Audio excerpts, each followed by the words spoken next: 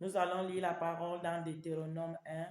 Nous allons encore chanter que le Saint-Esprit vient disposer. Il vient nous disposer, il vient disposer le cœur, l'âme, l'esprit, tout ce qui est en nous, chantons ensemble.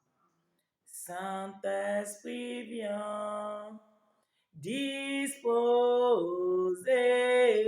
viens disposer. Viens disposer, Saint-Esprit. Saint-Esprit, viens disposer, viens disposer. Viens disposer. Sans plus tarder, nous allons commencer à prier pour la parole. Que le Saint-Esprit vienne nous disposer à sa parole. Que sa parole nous transforme. Que sa parole nous change. Que sa parole nous donne les qualités, les valeurs d'un enfant de Dieu. Prions au nom de Jésus. Saint-Esprit, viens nous disposer. Que ta parole, qui est une épée à double tranchant, vienne maintenant dans nos cœurs, dans nos âmes, dans notre esprit, tout ce qu'on a, Saint-Esprit, pour commencer à décapiter tout ce qui n'est pas de toi à nous à ce moment, tout ce qui peut nous empêcher que ta parole ne puisse pas trouver, oh, une terre, oh, pour rester en nous. Oh, Saint-Esprit, viens. Tous les dévorateurs du parole qui se trouvent en nous, qui soient maintenant décapités, consumés par la présence du Saint-Esprit. Au nom puissant de Jésus, que nous soyons disposés, maintenant et pour toujours. Au nom puissant de Jésus. Amen. Au nom de Jésus-Christ. Amen. Amen. Merci, merci, merci. Je passe la parole à Papa Cyril pour notre lecture de la parole dans Deutéronome 1, dès son premier vers. À toi, Papa Cyril. Amen. Amen. Je lis la parole de Dieu par sa grâce dans le livre de Deutéronome à son chapitre 1. Verset 1er. Voici les paroles que Moïse adressa à tout Israël de l'autre côté du Jourdain, dans le désert, dans la plaine vis-à-vis de Souk, entre Paran, Tophel, Laban, Hatzeroth et Dizab. Verset 2. Il y a 11 journées depuis Horeb, par le chemin de la montagne de Séhir jusqu'à Kadesh Barnéa. Verset 3. Dans la 40e année, au 11e mois, le premier du mois, Moïse parla aux enfants d'Israël selon tout ce que l'Éternel lui avait ordonné de leur dire. Verset 4. C'était après qu'il eut battu Sion, roi des Amoréens, qui habitait à Hesbon, et Og, roi de Bazan, qui habitait à Astaroth, et à Édréi. Verset 5.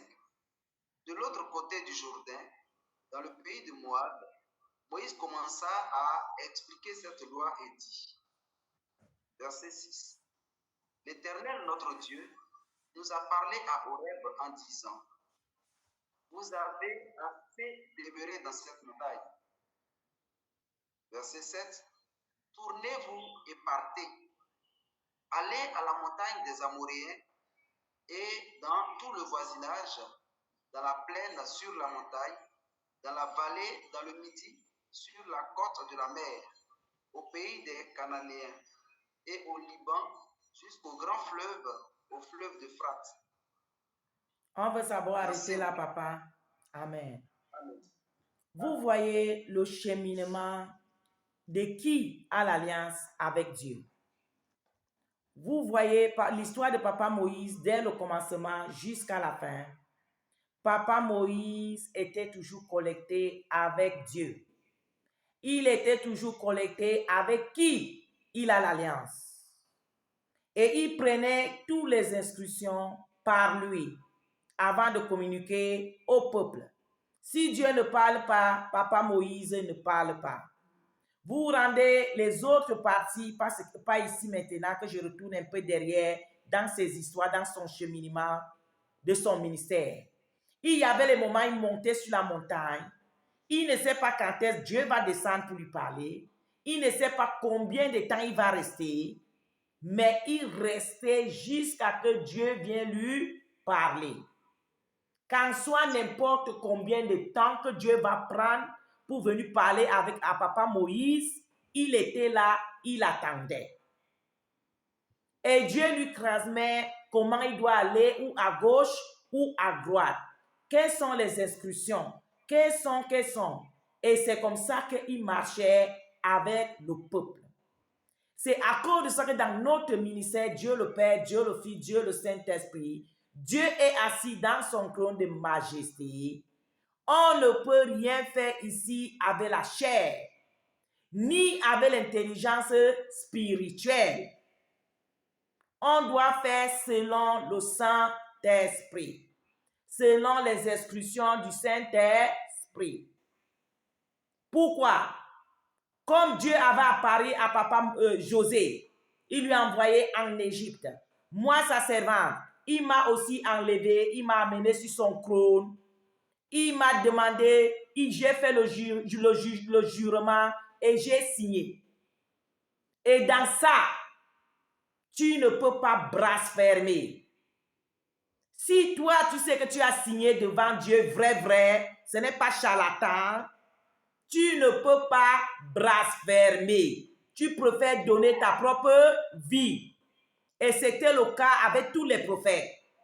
Parce qu'ils savaient que s'ils blasphèment, c'est fini pour eux.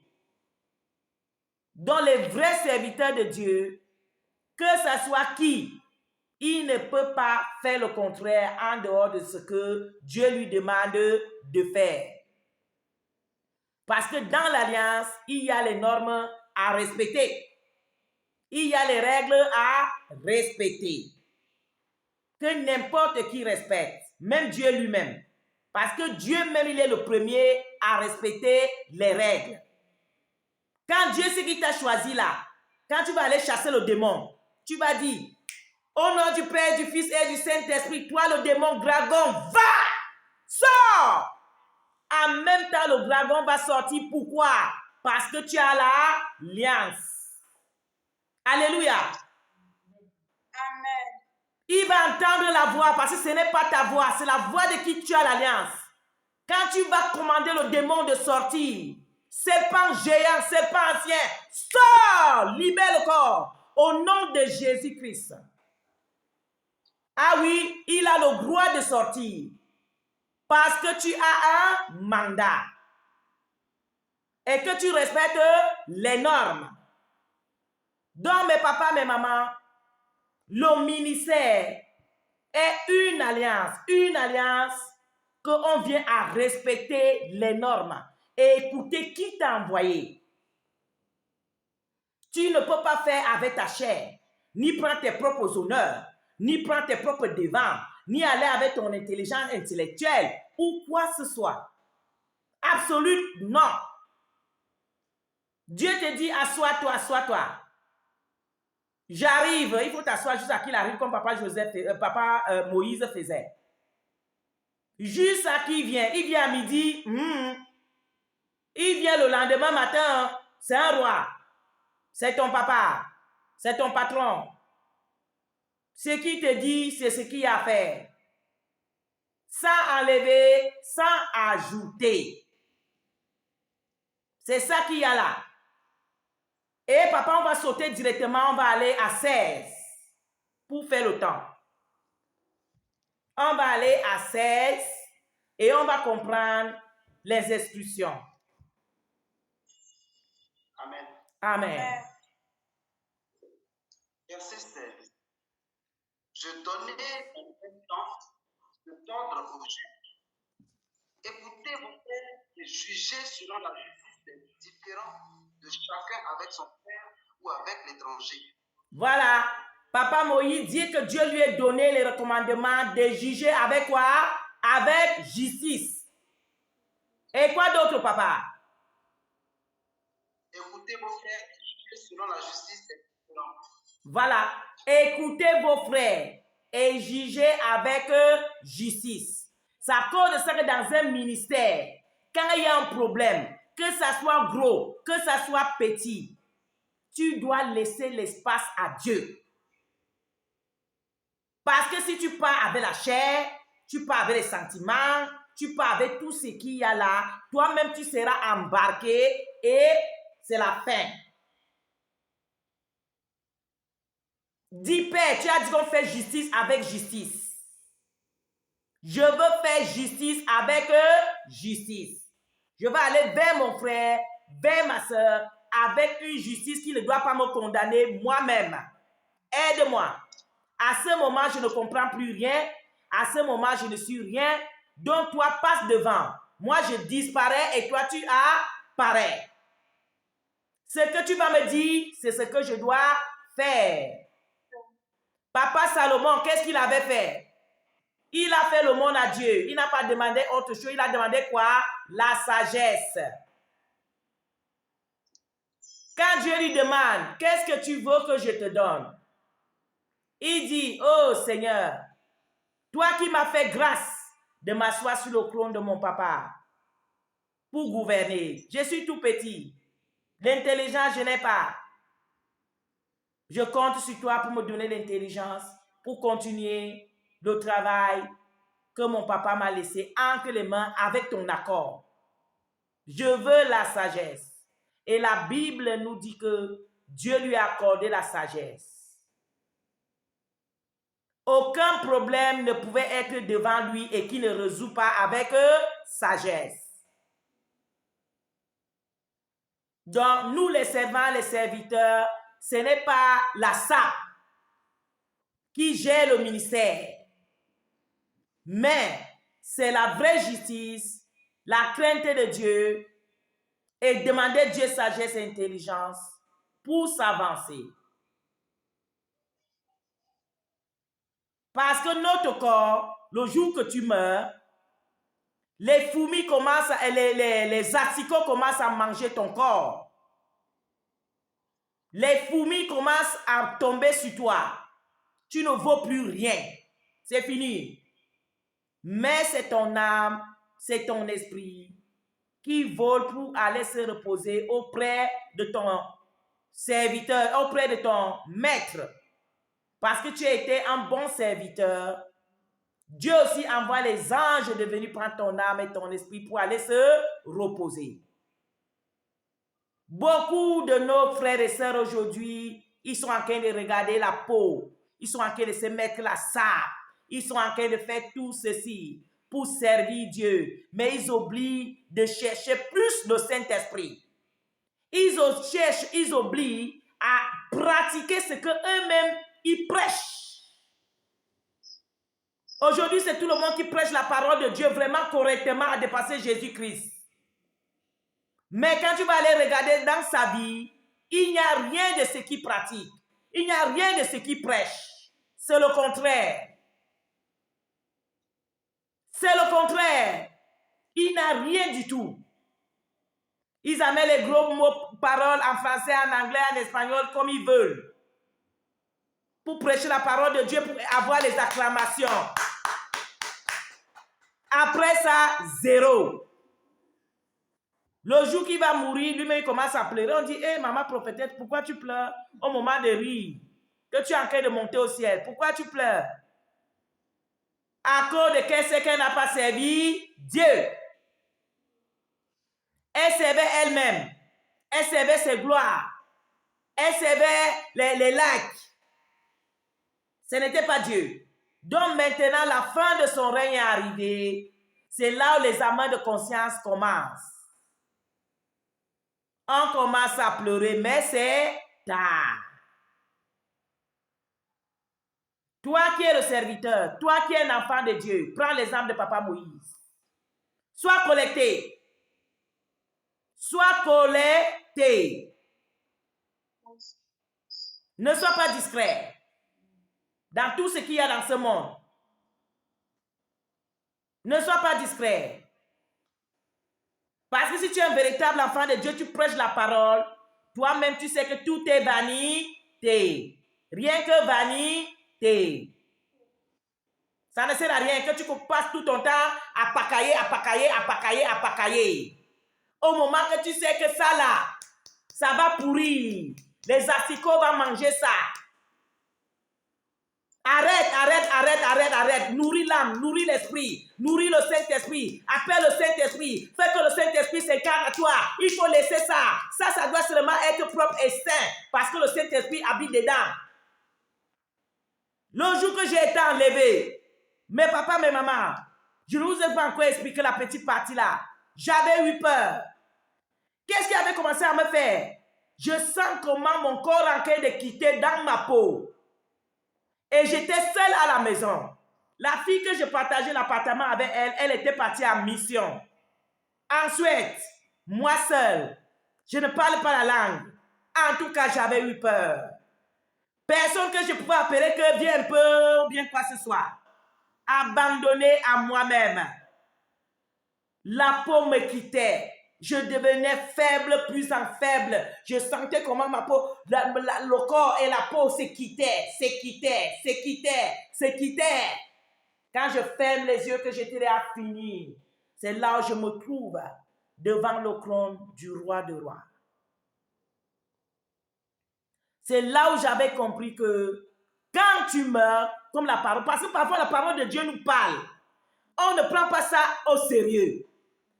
C'est le jour-là que j'avais su que...